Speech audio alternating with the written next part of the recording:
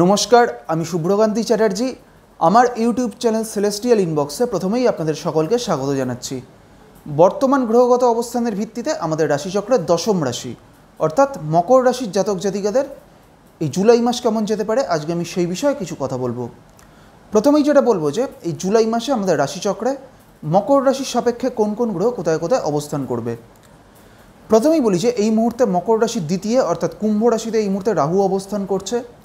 মকর রাশির তৃতীয় অর্থাৎ মীন রাশিতে থাকছে শনি। মকর রাশির পঞ্চমে অর্থাৎ বৃষ রাশিতে এই মুহূর্তে শুক্র অবস্থান করছে।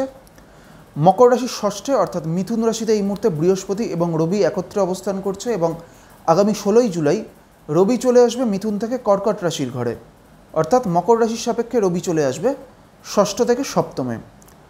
মকর রাশির এই সপ্তমেই অর্থাৎ কর্কট রাশিতে এই মুহূর্তে বুধ অবস্থান করছে এবং আগামী 16 তারিখের পর থেকে অর্থাৎ 16ই জুলাইয়ের পর থেকে রবি এবং বুধ একত্রে মকর রাশির সপ্তমেই অবস্থান করবে এবং মকর রাশির অষ্টমে অর্থাৎ সিংহ রাশিতে এই মুহূর্তে মঙ্গল এবং কেতু একত্রে অবস্থান করছে। প্রথমেই বলি এই জুলাই মাসটা মকর রাশির জাতক জাতিকাদের স্বাস্থ্যগত দিক থেকে কিন্তু একাধিক সমস্যা আসার কিন্তু একটা সম্ভাবনা এই সময় দেখা যাবে। বিশেষ করে চোট আঘাত লাগার কিন্তু একটা প্রবণতা এই সময় মকর রাশির জাতক জাতিকাদের ক্ষেত্রে দেখা যাবে। রক্তপাত হওয়ারও কিন্তু একটা প্রবণতাও কিন্তু এই সময় মকর রাশির জাতক জাতিকাদের ক্ষেত্রে দেখা যাবে। তাই সেই দিক থেকে মকর রাশির জাতক জাতিকাদের এই জুলাই মাসটা কিন্তু যথেষ্ট পরিমাণে কিন্তু সচেতনতা অবলম্বন করতে হবে। এর পাশাপাশি মকর রাশির জাতক জাতিকাদের বেশ কিছু ক্ষেত্রে বা বিভিন্ন কারণে মানসিক দিক থেকেও কিন্তু একটা মানসিক চাপ, দুশ্চিন্তা বা একটা মানসিক টানাপোড়েন কিন্তু এই সময় কাজ করবে। তাই মানসিক দিক থেকেও কিন্তু মকর রাশির জাতক জাতিকাদের এই জুলাই মাসটা কিন্তু খুব একটা ভালো যাবে না। মকর রাশির জাতক জাতিকাদের আর্থিক দিক থেকে এই জুলাই মাসে কিন্তু আর্থিক দিক থেকে খুব একটা স্টেবিলিটি কিন্তু এই সময় থাকবে না। বেশ কিছু ক্ষেত্রে বা বেশ কিছু কারণে মকর রাশির জাতক জাতিকাদের আর্থিক খরচের পরিমাণ কিন্তু কিছুটা বাড়বে। মকর রাশির জাতক জাতিকাদের কর্মজীবনের দিক থেকে এই জুলাই মাসটা একটা স্টেবিলিটি থাকবে।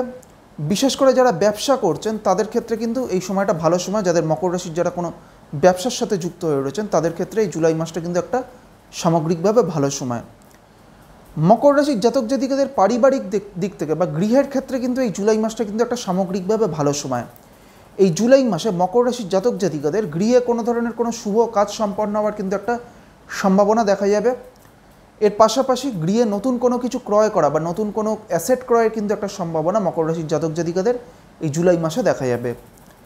মকর রাশির জাতক জাতিকাদের মধ্যে যারা শিক্ষার্থী তাদের ক্ষেত্রে এই জুলাই মাস কিন্তু অত্যন্ত ভালো সময় এবং এর পাশাপাশি যারা উচ্চশিক্ষায় রয়েছেন বা যারা কোনো ধরনের রিসার্চ বা কোনো ধরনের গবেষণামূলক কাজের সাথে যুক্ত হয়ে রয়েছেন তাদের ক্ষেত্রেও এই জুলাই মাসটা কিন্তু একটা অত্যন্ত ভালো সময়। এইবার আমি আসছি মকর রাশির যে নক্ষত্রগুলি রয়েছে অর্থাৎ উত্তরাষাঢ়া, শ্রবণা এবং ধনিষ্ঠা, এই তিনটি নক্ষত্রের জাতক জাতিকাদের এই জুলাই মাস কেমন যেতে পারে। প্রথমেই আমি আসছি উত্তরাষাঢ়া নক্ষত্রের ক্ষেত্রে। উত্তরাষাঢ়া হচ্ছে রবির নক্ষত্র এবং উত্তরাষাঢ়া হচ্ছে আমাদের রাশিচক্রের 21 নম্বর নক্ষত্র। এই উত্তরাষাঢ়া নক্ষত্রের শেষ 3টি চরণ রয়েছে মকর রাশির ঘরে। এই মুহূর্তে নবতারা চক্রে উত্তরাষাঢ়া নক্ষত্রের সাপেক্ষে খেম নক্ষত্রে বৃহস্পতি অবস্থান করছে।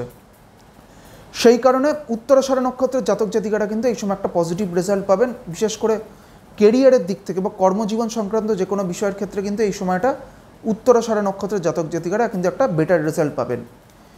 এর পাশাপাশি উত্তরাষাঢ়া নক্ষত্রের জাতক জাতিকাদের পারিবারিক দিক থেকে বা গৃহের ক্ষেত্রেও কিন্তু এই সময়টা বা এই জুলাই মাসটা কিন্তু একটা অত্যন্ত ভালো সময়।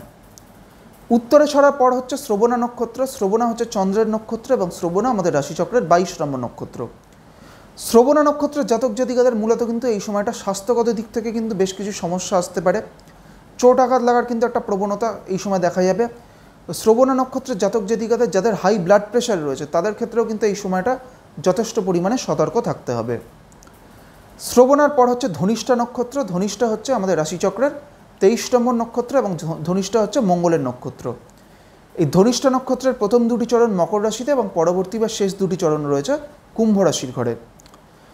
ওই শ্রবণা নক্ষত্রের মতো ধনিষ্ঠা নক্ষত্রের জাতক জাতিকাদের ক্ষেত্রেও কিন্তু এই একই শারীরিক দিক থেকে বা স্বাস্থ্যগত দিক থেকে এই সময়টা যথেষ্ট পরিমাণে সচেতন থাকতে হবে। চোট আঘাত লাগার কিন্তু একটা প্রবণতা এই সময় দেখা যাবে।